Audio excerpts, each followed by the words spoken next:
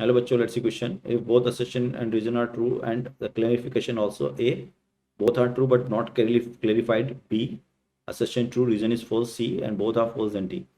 At a resonance, the AC circuit current and EMF are in phase. At resonance, AC current circuit current is maximum. बच्चों हम क्या जानते हैं, हम बात करें की कॉन्सेप्ट की कॉन्सेप्ट. तो की कॉन्सेप्ट क्या है? That is your R L C resonance circuit. Resonance circuit, ठीक है. तो अगर अपन आर एल सी की बात करते हैं, मान लो ये आपका आर हो गया, ये आपका एल हो गया और ये आपका सी हो गया, and this is operated with the sinusoidal source having some frequency. ये आर है, ये एल है और ये सी है. तो जो tan फाई होता है, ये होता है आपका V L minus V C divide by of V R mod. What is this? That is the phase difference between current and voltage. Current and voltage of the source.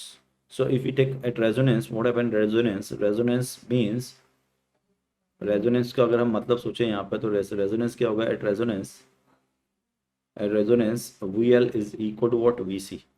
अगर VL VC के बराबर होगा तो phi कितना हो जाएगा? 0 हो जाएगा.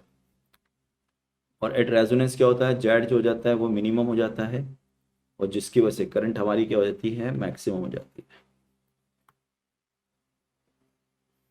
तो at resonance in AC circuit and EMF in phase, बिल्कुल सही बात है. At resonance in AC circuit current is maximum. अब बच्चों करंट मैक्सिमम क्यों होती है? क्योंकि वी एल बराबर क्या हो जाता है?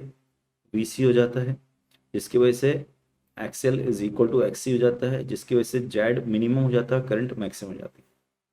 और यही कारण है कि वी एल अगर वी सी के बराबर हो जाता है तो आपका फाई भी जो है वो 0 हो जाता है. तो इसका मतलब असर्शन भी ठीक है, रीजन भी ठीक है और क्लैरिफिकेशन भी हो रहा है. तो हम राइट आंसर देंगे इसका first. I hope you understood it. Best of luck.